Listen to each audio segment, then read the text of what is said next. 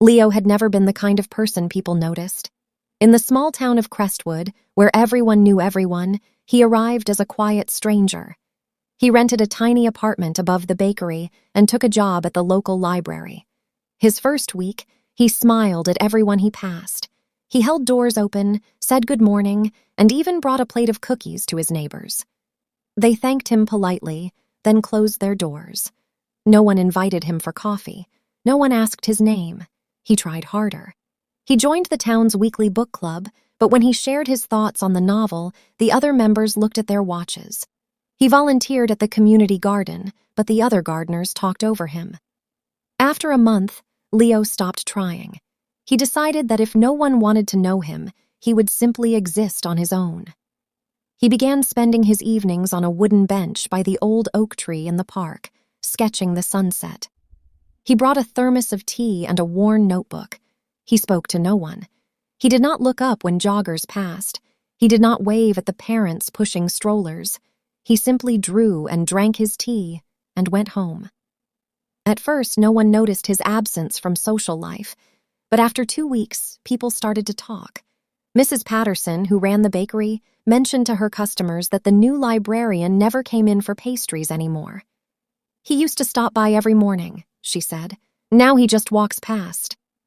A few days later, the mailman, Mr. Hendricks, saw Leo sketching in the park. He told his wife, "That quiet fellow never even looks up.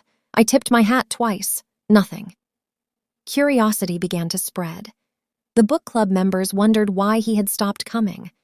The gardeners missed his steady, silent work, and slowly, the town's affection turned toward the man who gave them no attention. Mia, a young woman who worked at the flower shop, decided to find out what was wrong. She brought a small bouquet of wildflowers to the park and sat on the bench beside Leo. He did not turn. He just kept drawing. "Those are lovely," she said, nodding at his sketch. "You're very talented." Leo said nothing for a full minute. Then he replied, "Thank you," without looking up. Mia left the flowers on the bench and walked away. The next day, she came back with a friend. Leo was there again, sketching. He did not acknowledge them. They sat nearby, pretending to read. They watched him, fascinated. Within a week, a small crowd gathered around his bench every evening. People brought their own chairs. They chatted among themselves, but always stole glances at Leo.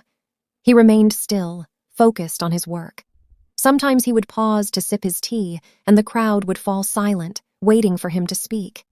He never did. The town's affection grew into something like devotion. People brought him gifts, a new sketchbook, a cup of coffee, a wool blanket for cold evenings. Leo accepted them with a simple nod and went back to drawing. He did not thank them excessively. He did not smile, and the more he ignored their kindness, the more they wanted to give. One evening, Mia approached him directly. "Leo," she said softly, "everyone in town wants to know you. Why won't you let us in?" He finished a line on his page, then looked up for the first time in weeks.